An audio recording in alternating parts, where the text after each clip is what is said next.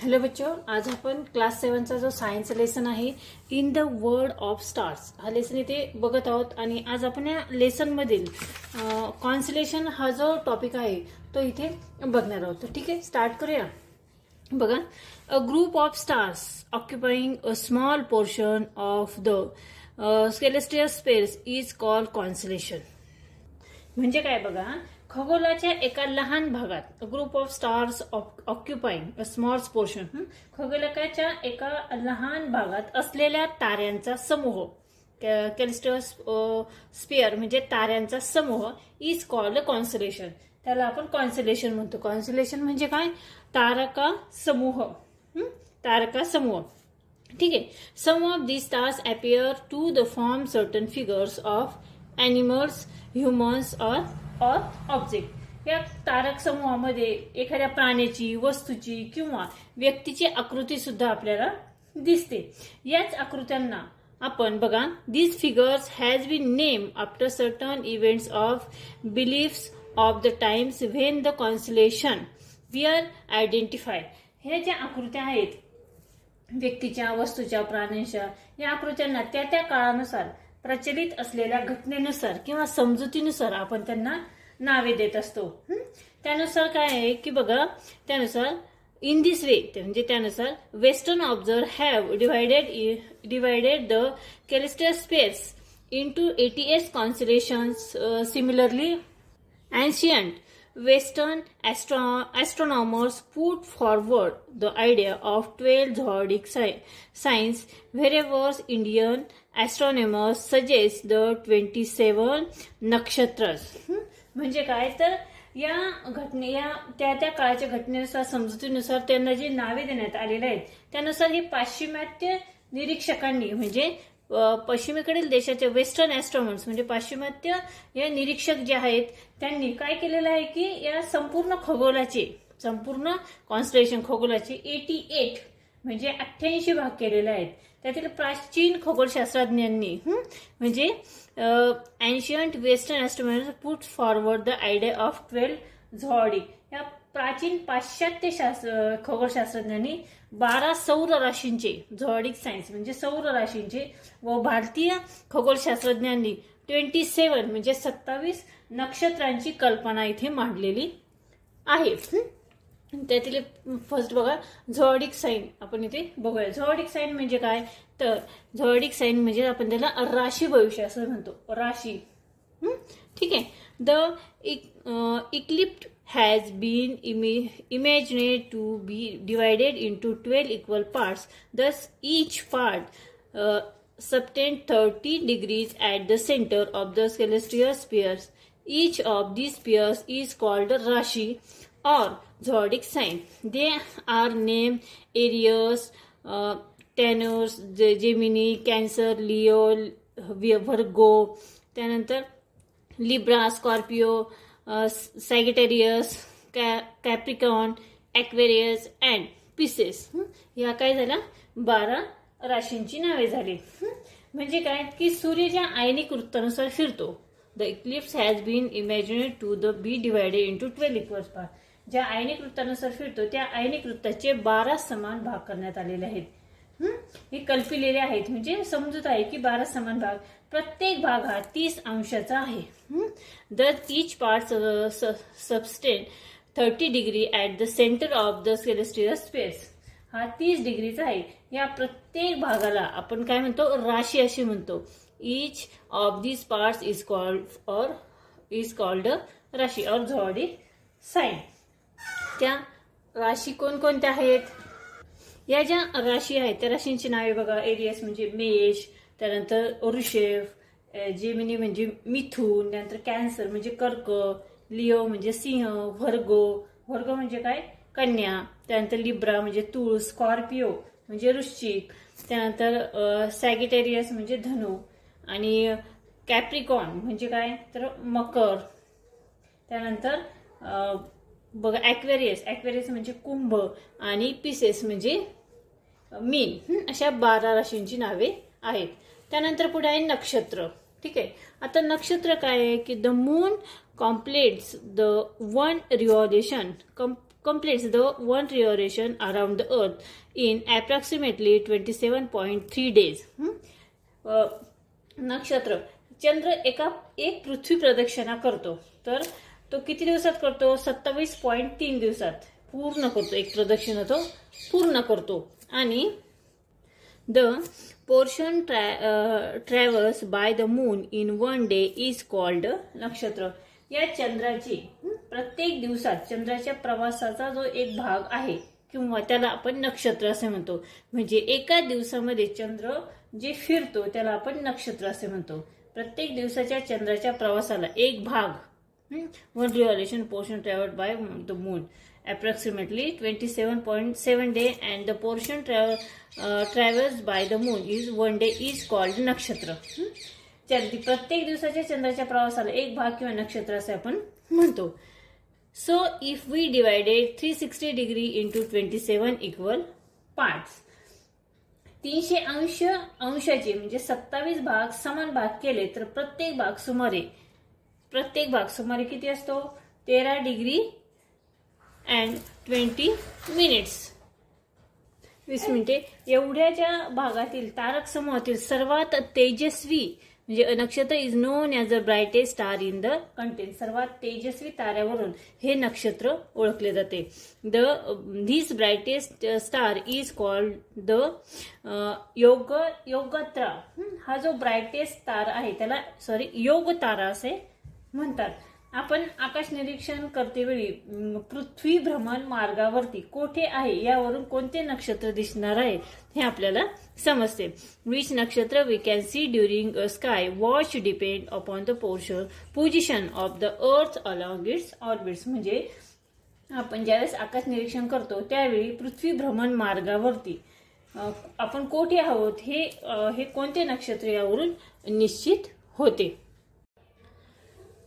त्यानंतर पुढे आहे बघा, गेटिंग नो सम कॉन्स्टलेशन. म्हणजे काही ताऱ्यांची आपल्याला इथे ओळख करून घ्यायची आहे, तारक समूहांची. ते इथे दाखवलेले आहेत. आता बघा या चित्रामध्ये पहिल्या पिक्चरमध्ये ते बघा सप्तऋषी फॉर द ग्रेट बियर. हा जो तारा इथे दाखवलेला आहे बघा, सप्तर्षी म्हणतो आपण त्याला, सप्तर्षी और ग्रेट बियर, सप्तर्षी कॉन्स्टलेशन. आणि इथे खाली आहे पोल स्टार म्हणजे ध्रुव तारा. बघा, during summer night one can see a particular arrangement of 7 stars. उन्हाळ्यात रात्री आकाशामध्ये 7 ताऱ्यांची एक विशिष्ट जोडणी दिसते. त्यांना आपण सप्तर्षी असे म्हणतो. वी कॉल देम सप्तर्षी. 7 ताऱ्यांची अशी मांडणी असते. बघा, 1 2 3 4 5 6 7 हे 7 तारे आहे, 7 स्टार्स आहेत, त्याला आपण सप्तर्षी असे म्हणतो. In the month of February this constellation rises around 8 PM in the north east. हा जो तारक समूह आहे फेब्रुवारी महिन्यामध्ये रात्री 8च्या सुमारास नॉर्थ ईस्ट म्हणजे ईशान्य दिशेला आपल्याला उगवलेला दिसतो. It is on the meridian in the month of April and in the month of October it sets around 8 PM. In the meridian म्हणजे काय? मध्य मंडलानंतर तो एप्रिल महिन्यात असतो. एप्रिल महिन्यामध्ये असतो. आणि तर ऑक्टोबर महिन्यामध्ये month October it sets around 8 PM. तर ऑक्टोबर महिन्यामध्ये रात्री 8च्या सुमारास तो मावळताना दिसतो. As the name suggest Saptarishi he is a group of 7 bright stars. या सप्तर्षी या नावाप्रमाणे 7 ठळक ताऱ्यांनी बनलेला हा समूह असतो. एक मोठा चौकोन व त्याला 3 ताऱ्यांची शेपटी. एक मोठा चौकोन व त्याला 3 ताऱ्यांची शेपटी असा हाता असतो. आणि हा पतंगासारखा आपल्याला दिसतो. बघा, it is in shape of quadrilateral with a tail made of 3 stars. असा चौकोन इथे दिसतो. कॉर्डिलेटर म्हणजे चौकोन दिसतो आणि त्याला 3 ताऱ्यांची एक शेपटी दिसते. आणि याचा आकार हा पतंगासारखा असतो. इट दस resembles a kite and can be easily recognized. दिसतो आणि ही आपल्याला हा सहज ही आकृती आपल्याला लक्षात येते. If we extend one side of the quadrilateral it reaches the pole star of Polaris as shown in figure 20.3. Different countries have different name for this constellation. In English it is called Great Bear. बघा, या चौकोनाची एक बाजू वाढवल्या चित्राप्रमाणे ती ध्रुव ताऱ्याकडे जाते. चौकोनाची एक बाजू ज्यावेळेस वाढवली जाते त्यावेळेस ती ध्रुव ताऱ्याकडे जाते. ध्रुव तारा म्हणजे पोल स्टार. आणि निरनिराळ्या देशामध्ये निरनिराळ्या नावाने सप्तर्षीला ओळखले जाते. त्यानंतर सेकंड आहे बघा पोल स्टार. पोल स्टार म्हणजे काय? ध्रुव तारा. The constellation of Saptarishi and Sharmishtha or Cassiopeia are useful is locating the pole star. म्हणजे ध्रुव तारा जो आहे तो ओळखण्यासाठी आपल्याला सप्तर्षीप्रमाणे शर्मिष्ठांच्या ताऱ्यांचा उपयोग होतो. आज useful locating a pole star. Sharmishtha is made up of five bright stars which are distribute along the figure of the letter M. आता शर्मिष्ठा हा जो ताऱ्यांचा समूह आहे हा 5 ठळक ताऱ्यांनी बनलेला असतो. इथे बघा शर्मिष्ठा हा 5 ठळक ताऱ्यांनी बनलेला असतो. 1 2 3 4 आणि 5. बघा 1 2 3 4 आणि 5. 5 अशा ठळक ताऱ्यांनी हा बनलेला असतो. याला शर्मिष्ठा असे म्हणतात. आणि बघा पुढे Sharmishtha is made of 5 bright stars which are distribute along the figure of letter M. आता हा फिगर कसा दिसतो? इंग्लिश मधील लेटर एम जे आहे त्या एम प्रमाणे आपल्याला ह्याची आकृती दिसते. त्यानंतर पुढे बघा the perpendicular bisector of the line joining the third and fourth stars in Sharmishta goes toward the pole stars.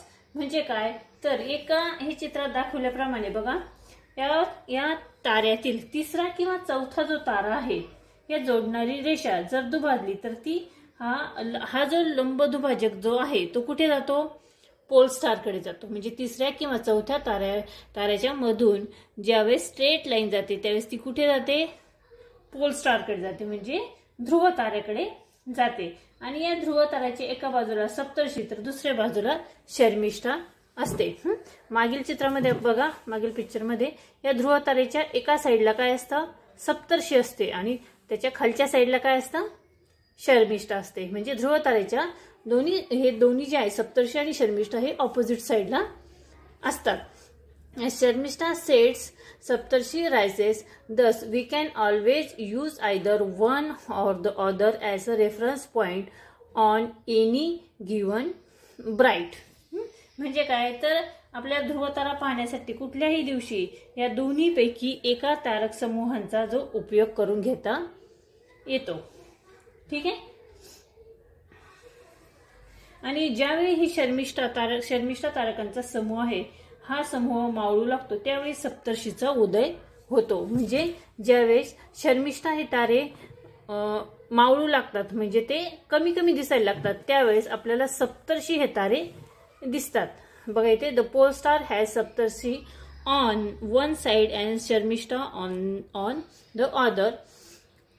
ठीक आहे. आणि इथे बघा pole star Sharmishta and towards the pole star. The pole star has Saptarshi and one side the Sharmishta is on other. Sharmishta sets and Saptarshi rises. ज्यावेळेस शर्मिष्ठा हे तारे मावळू लागतात त्यावेळेस सप्तर्षी हे ताऱ्यांचा काय होतो? उदय होतो. त्यानंतर पुढे नेक्स्ट आहे बघा मृग नक्षत्र और Orion has very bright stars. मृग नक्षत्र हा जो ताऱ्यांचा समूह आहे मृग और ओरियन हा जो ताऱ्यांचा समूह आहे हा फार तेजस्वी असा समूह आहे. Very bright stars. On winter nights they can be easily identify. On winter nights म्हणजे हिवाळ्याच्या रात्री हे फार चटकन आपल्या लक्षात येतात. आणि त्यात 7-8 तारे असतात. हा जो मृग नक्षत्राचे हे जे तारे असतात ते 7 ते 8 असतात. बघा 1 2 3 4 5 6 7 7-8 stars of which 4 are at the corners of a quadrilateral. 4 कडेले असतात त्यामुळे त्याचा क्वाड्रिलेटर तयार होतो. त्यानंतर the line passing through the 3 middle stars of the constellation when extend meats a very bright stars. म्हणजे या मृग नक्षत्राच्या मधल्या 3 ताऱ्यापासून एक सरळ रेषा काढली जाते. ठीक आहे, सरळ रेषा काढली जाते. ही रेषा एका तेजस्वी ताऱ्याला येऊन मिळते, त्याला व्याध असे म्हणतात. व्याध और शीर्ष. 4 corners and quadrilaters, the line passing through the 3 middle stars of the constellation when extend meets a very bright star. This is व्याध और शीर्ष. त्याला व्याध किंवा शीर्ष असे म्हणतात. हे जे मृग नक्षत्र आहे, during the month of December Mrig nakshatra rises at 8 PM on the eastern horizon. Mrig नक्षत्र जे आहे ते डिसेंबर महिन्यामध्ये रात्री 8च्या सुमारास पूर्व क्षितिजावर उगवलेले दिसते. बघा, रात्री 8च्या सुमारास पूर्व क्षितिजावरती उगवलेले दिसते. Nakshatra rises at the 8 PM eastern horizon. It is on the meridian during February and in June it sets around 8 PM. ते फेब्रुवारी महिन्यात ते मध्य मंडलावर असते, तर जून महिन्यात रात्री 8च्या सुमारास मावळते. ठीक आहे. आणि लास्ट जो आहे बघा 4 नंबरचा, तो आहे वृश्चिक तारका समूह.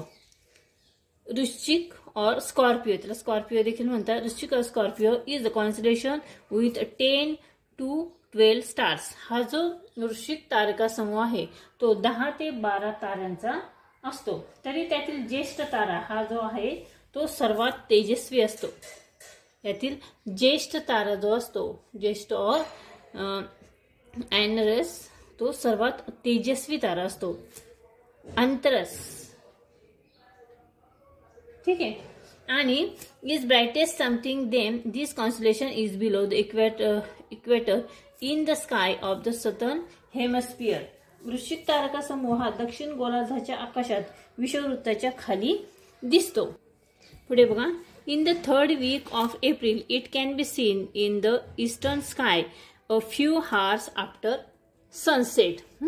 बघा, एप्रिल महिन्याच्या 3ऱ्या आठवड्यात, in the 3rd week of April, April महिन्याच्या 3ऱ्या आठवड्यात सूर्यास्तानंतर म्हणजे सूर्य मावळल्यानंतर काही तासांनी पूर्व दिशेला आकाशामध्ये हा तारका समूह आपल्याला पाहायला मिळतो. आणि तो 10 ते 12 ताऱ्यांचा बनलेला असतो. त्याला वृश्चिक तारका समूह असे म्हणतात.